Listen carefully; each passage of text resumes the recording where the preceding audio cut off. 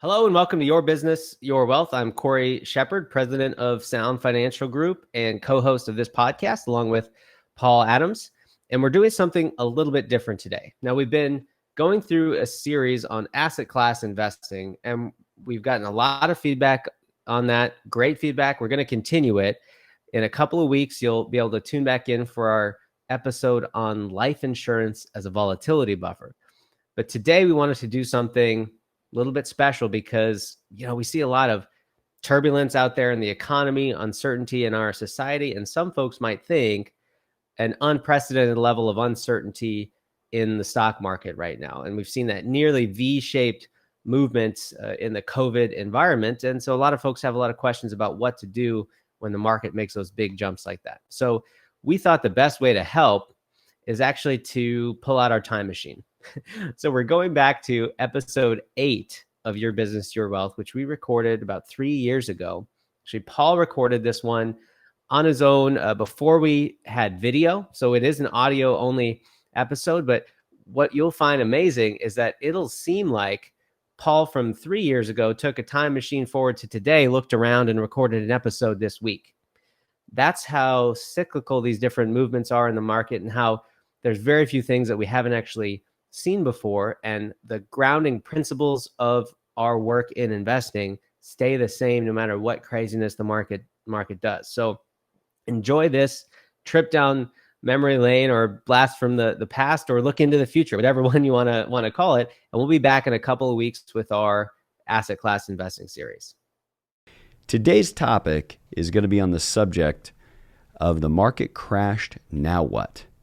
You may be listening to this podcast where the market turned down tremendously yesterday, or it's been on a tear upward for 10% in the last month. This is going to be one of those podcasts you're going to want to go back and listen to on a consistent, ongoing basis to help you hold, learn, and understand investment discipline when the rest of the world is getting undisciplined. Everybody gets undisciplined both in times of the market's climbing, during bull markets, and they get undisciplined when it's bear markets. Heck, people get undisciplined when it's level. So we're going to come back to that, but that's going to be the topic today. If you've not already had a chance to engage with one of our advisors, I cannot encourage you enough to just email info@sfgwa.com and spend 30 minutes on the phone with one of our advisors. We work with clients all over the country. Our purpose is to help educate you to make solid financial decisions using that educational and coaching-based platform so that all we need to ask you to do is intellectually engage and learn in that process. You can also get to our website at www.sfgwa.com, download videos, white papers, articles, get the first 3 chapters of my book for free, or go online to Amazon and have it ordered before we're done with this podcast. And we look forward to maybe even having you engage with us at one of our live client educational events that we do throughout the year. The schedule is up on the website. Now to our matter at hand today. This idea of, if we put money in the market goes up and down, what do I do?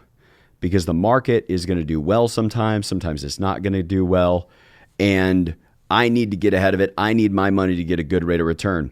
In our last podcast, we talked about this idea that savings is going to be the key to you building wealth.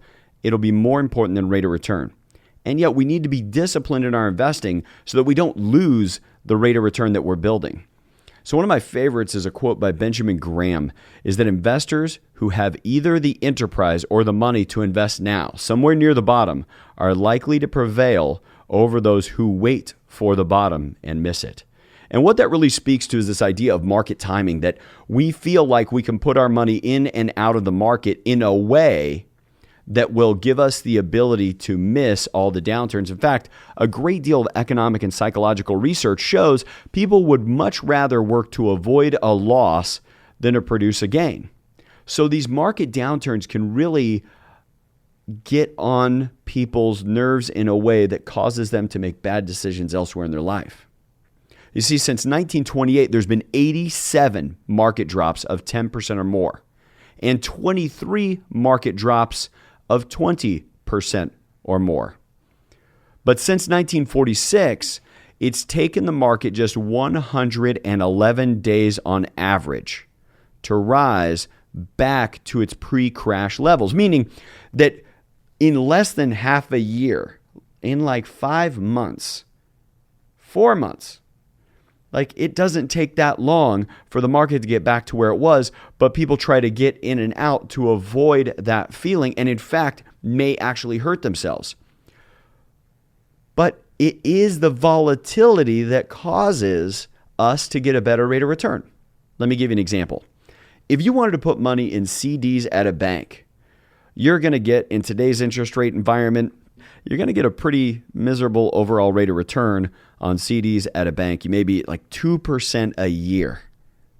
Now think about that. You're going to give you 2% a year, but that is the rate of return that you get if what you need from the bank is a very smooth and up and to the right curve on your money. Meaning, I don't want to take any risk. I never want to dip in the money. I just want it to consistently go up every year. That is, in a sense, what we would point to in a tool that you experience when you walk into your bank.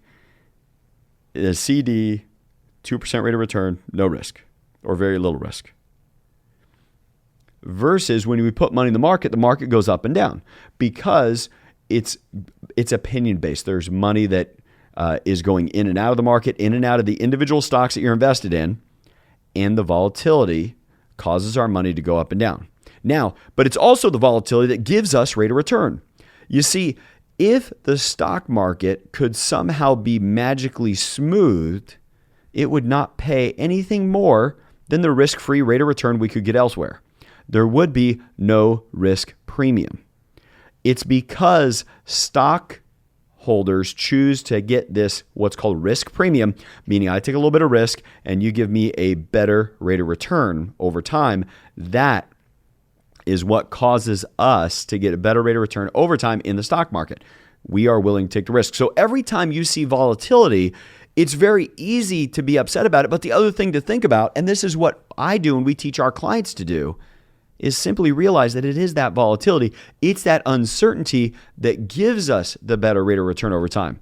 That uncertainty is the thing providing the solution. It's not the problem. It's just that we have to stay disciplined and effective in our strategy over time. Okay? So what we're going to do is we're going to kind of look at what the market's done in the past. And we're going to look at some crashes going back, starting at 2007, working ourselves back to the early 1900s and seeing what happened. Looking at the S&P 500, which is a great index for thinking about what the U.S. markets have done. And it's the one that's most visceral to most people who may be on this call. Now, our portfolios are structured, passive portfolios. And what we're doing with our portfolios is they're much better allocated than the S&P 500. We have about 12,000 different securities in them. They're managed in a way that has them deployed across 42 different countries. So we're really trying to be allocated in a way that gives us the experience of the market overall, not even just the U.S. market, but the market's performance. So the crash that happened between November 2007 and February 2009 took 16 months to happen, and the total S&P return from that period of time was negative 50%. There were covers of magazines in 2008 with like the old soup lines from the Great Depression saying, "This is it." We have quotes like, "Mounting fears shake world markets as banking giants rush to raise capital." It's Wall Street Journal 2008. "New phase of financial crisis" was on the cover of the New York Times in September 2008.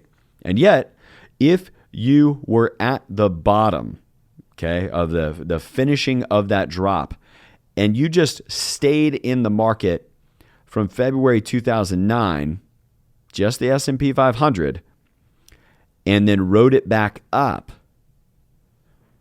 to the middle of 2013, you would have had a rate of return that had 2.8 times, 280% growth in that portfolio. In fact, if you just used a simulated portfolio that would be 70-30 allocated, 30% fixed income, 70% all indexes, that portfolio would be up even as much at 2.5%, meaning 250% growth. So we would have, as long as we were in, we'd be okay. Now, just that same simulated portfolio, that 70-30 portfolio, since March of 2009, after the crash, 1 year later, that portfolio had returned 54% to the positive. 3 years later, it had grown 22% a year. People don't talk about that we have to be in there and we have to stay in there. So let's go further back. Perhaps that was an anomaly, although certainly to many people, they still feel that one. Let's look at the crash from 2001 to 2003. It lasted 22 months and the S&P return was negative 36.42%. That was, largely referred to as the tech bubble that wiped people out. And people left and right, it was like the world was ending, that nobody knew what they were talking about, and no investment was going to pan out because this new economy everybody was anticipating during the high-flying tech years had changed so much. Well, let's look what happened. If you were in at the bottom, again, at the beginning of 2003, whether you were in that simulated 70-30 portfolio or the S&P 500, if you were in then, and your portfolio went all the way through the downturn again in 2008, all the way back to today, your money in that simulated 70-30 portfolio would be 300% growth, right? Your $1 would be $3 over that period of time. If it was S&P 500, it'd still be about 2.7. And that includes having gone all the way back down in the market downturn of 2008. Now, these are all as if you never added any more money. In fact, the rate of return may actually be much better had you been consistently, and I'm not talking about necessarily adding money every single month, but inevitably, over time, we're either saving money in life or we're deploying money out of our investments in our life and retirement. But we would have had a tremendous amount of growth in our money by simply having stayed in the market. Now, those annualized rates of return of our 70-30 portfolio, 1 year back would have been 44%, 3 years, 20%, but they were that 10-year period of time.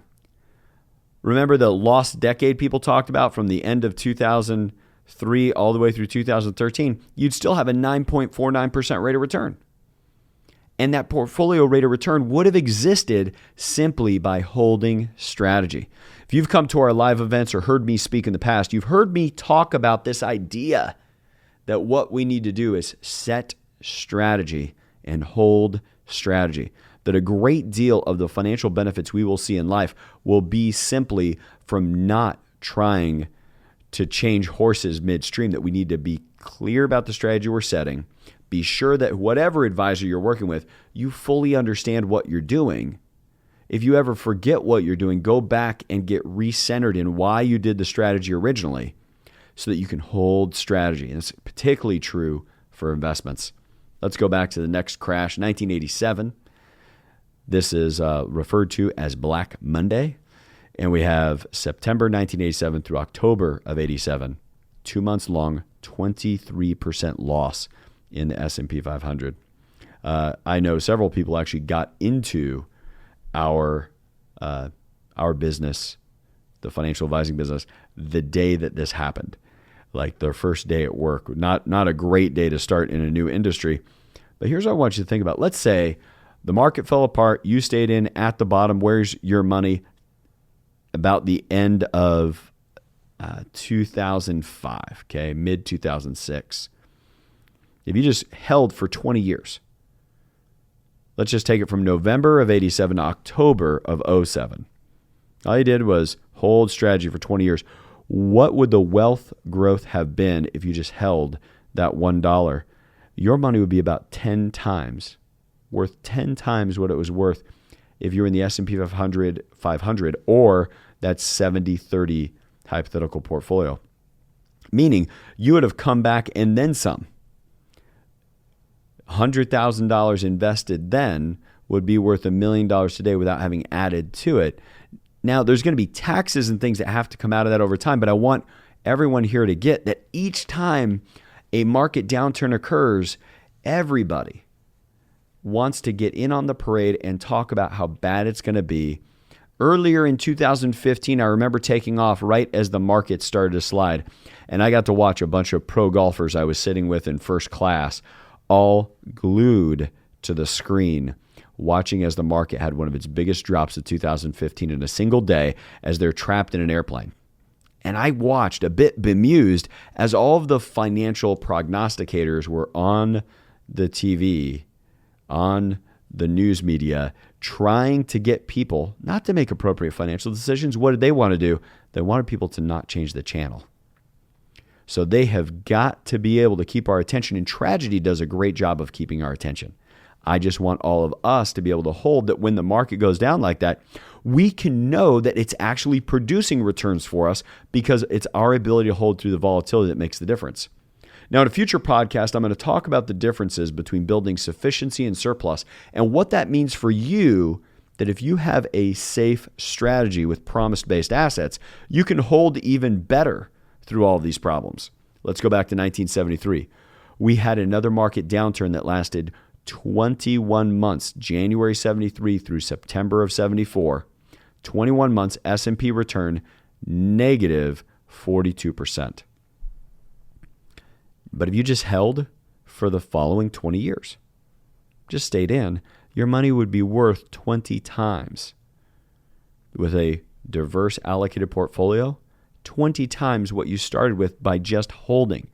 Like, don't just do something, stand there. If you would have just stood there, you would have had 20 times the return. And even in the plain old boring S&P 500, though it would have been a rougher ride than a well-diversified, academically allocated, and globally diversified portfolio, even the S&P 500 would be about 16 times what we started with. The rate of return, again, 1 year after the downturn, was 33%. The 20-year rate of return of our 70-30 portfolio was 16% after the crash. So we can go back and look at 1970s crash, 1962's crash of negative 17%. I'm going to go back. We can look at 1946. The downturn at that time was 11 months and a 20% negative rate of return. In fact, one of the articles from the 1940s, just like the equities are coming unwrapped and there's going to be problems and people are liquidating left and right, and they're going to have to do something about this in Washington, D.C. Truman was speaking about the market at that time and the problems. And yet what we see is that the market came back. 1934, we had a downturn. Get this. I want you to just hang here with me.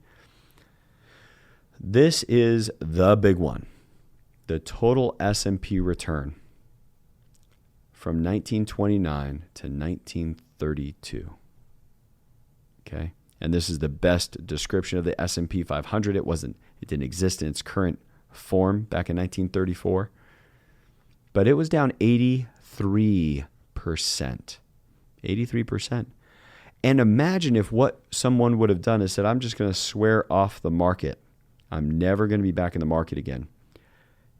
If you went through that and then went through the remainder of World War II, where 3/4 of the world's capital production was destroyed, but you just held for 20 years after. That's it. Didn't do anything fancy. No market timing. Holding a well-allocated portfolio that's globally diversified for the following 20 years. In the 70-30, you would have done what? You would have had gone from $1 to $24, a 2,400% return. That is simply by holding strategy. In fact, the single year after that huge dump in the market was up 1 year after by 226%, 1 year after the crash. And yet if you locked in losses, even after the end of 2008 and the downturn in the S&P 500, and then you went right into fixed income assets, which Treasury bills at that time we're staying at less than 1%, it would take you thousands of years to rebound your loss without staying and holding in equities. So the thing that I don't want people to take away from our call today and our podcast today is this idea that what you should do is blindly take risk and never look at your portfolio. In fact, I think that causes people to not have understanding and later be a little bit resentful and not take full responsibility for their investing. I want you to look, but I also want you to begin to increase your understanding. It's that volatility that gives us the rate of return.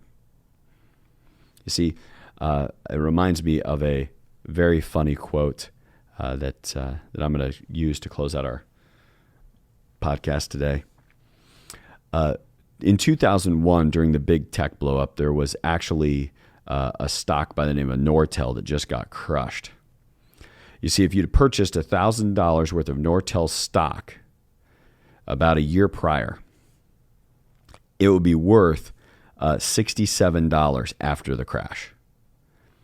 If you had taken that same $1,000 and purchased a bunch of Budweiser, the beer, not the stock, then drank all of the beer and then redeemed each bottle for the nickel deposit, you'd have $78. The moral of the story, and this is the funny thing people say out there about the market, is drink heavily and recycle rather than invest. And the person that made that investment in Nortel is blaming the market, not their own behavior, and convinces others that it's the market and not their own behavior. And yet what we can do is we can overcome many market forces by simply holding strategy, watching our behavior.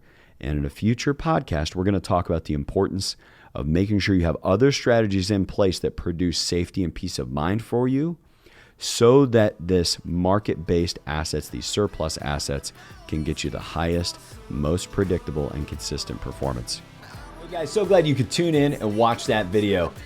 I want to remind you to subscribe. Be sure to hit the notification bell so you can get the latest piece of financial knowledge we release. And don't forget, go to Amazon, get a copy of Sound Financial Advice. Why? Because it'll make you better looking and smarter.